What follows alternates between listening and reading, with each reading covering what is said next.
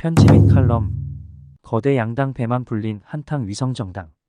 반드시 사라져야 할 떴다방. 한탕 잘 해먹었다. 그리고 먹튀다. 전형적인 떴다방이다. 아파트 분양 현장 얘기가 아니다. 대한민국 수도 서울에서 벌어진 일이다. 그것도 정치 중심지 여의도에서다. 위성정당 노름말이다. 숨기고 말 것도 없다. 만천하에 알려진 이름이다. 국민의미래 더불어민주연합이다. 출생에서 사망까지 두어 달밖에 걸리지 않았다. 그 사이에 꿩 먹고 알을 챙겼다. 욕심을 채우곤 미련 없이 짐을 싸는 모습이다. 두 위성정당의 이런 운명은 탄생 때부터 이미 예정돼 있었다. 모체인 국민의힘 더불어민주당이 현재 위성정당 해산 절차를 밟고 있다. 국민의힘은 지난 22일 전국위원회에서 국민의미래 흡수합당 안건을 의결했다. 국민의미래도 이날 열린 최고위원회의에서 맞장구를 쳤다. 양당은 합당 수임기관 합동회의를 열어 이달 말까지 절차를 끝낸다는 계획이다.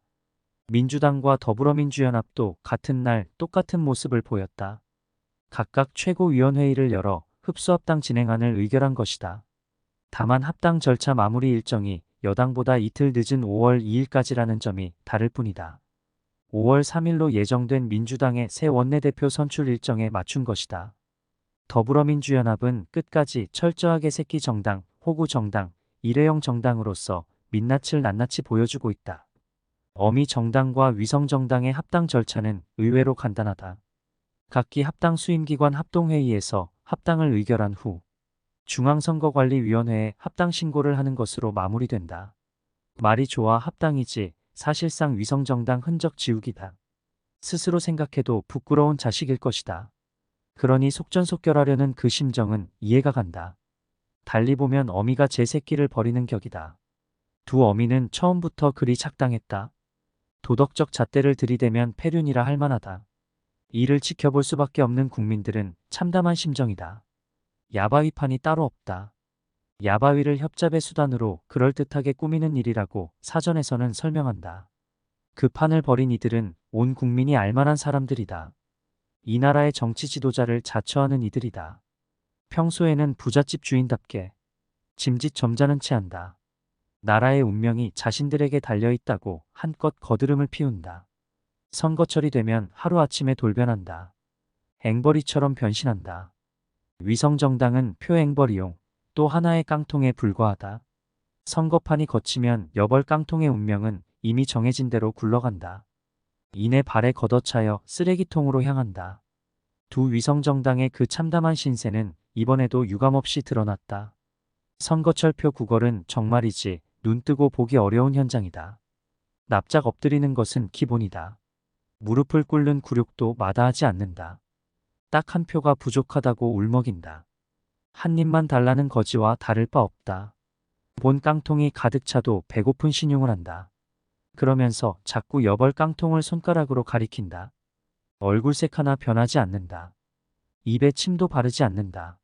참으로 낯짝도 두껍다. 여벌 깡통을 이용한 탁발의 성과는 이번에도 탁월했다. 의석수가 꿩이라면 국고보조금은 알이었다. 국민의미래는 가장 많은 18석을 가져갔다. 더불어민주연합도 14석을 얻었다. 합하면 32석이다. 전체 46석이니 3분의 2 의석을 웃돈다. 나머지 14석 중 12석은 조국혁신당이, 2석은 개혁신당이 겨우 차지했다. 두 당 모두 교섭단체 구성 요건인 20석에는 턱없이 모자란다. 준연동형 비례대표제 본래 취지인 다당제와는 거리가 먼 결과다. 선거 보조금도 짭짤했다. 두 위성정당 모두 약 28억 원 넘게 현금을 챙겼다.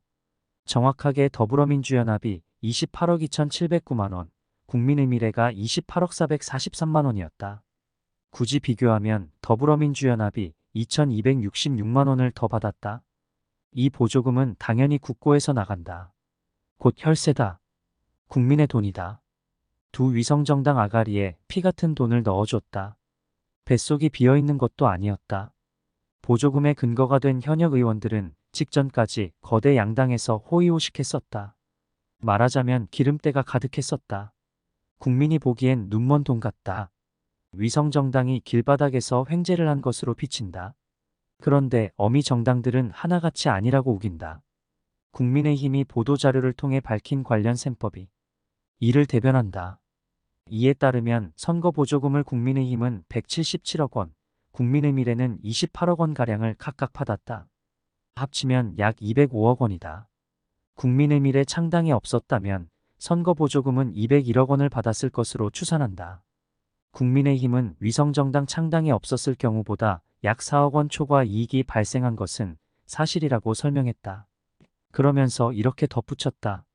다만 국민의힘이 국민의미래 부채 4억 1,300만 원을 승계하기로 했기 때문에 별도의 보조금을 챙긴 것은 아니다라는 것이다. 민주당도 비슷한 입장이다.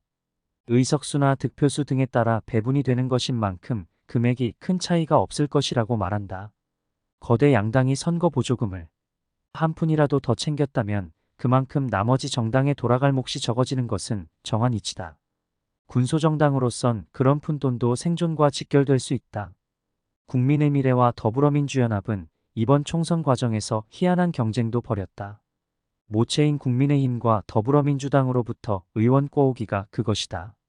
국민의미래가 창당된 것은 2월 23일이었다. 3주 만에 8명의 의원을 확보했다. 국민의힘은 정해진 것처럼 그들을 제명했고 국민의미래로 당적을 옮겼다. 3월 3일 창당한 더불어민주연합도 별다르지 않았다. 2주 후 민주당에서 제명당한 6명이 이적했다. 이런 식으로 3월 21일까지 국민의미래는 13명, 더불어민주연합은 14명의 의원을 보유하게 됐다. 두 위성정당의 미세한 선거보조금 차이도 여기서 비롯됐다. 위성정당 의원 숫자 늘리기 경쟁은 선거 기표용지 순번 다툼 요인이 컸다. 한 석이라도 더 많아야 앞자리를 받을 수 있었다. 그렇게 해서 더불어민주연합이 비례대표 기표용지 맨 앞인 기호 3번을 차지했다. 국민의미래에게는 의석 1석 차이로 기호 4번이 배정됐다. 민주당과 국민의힘 지역구 후보 기호가 1번, 2번이었던 까닭인지 별다른 불만은 제기되지 않았다.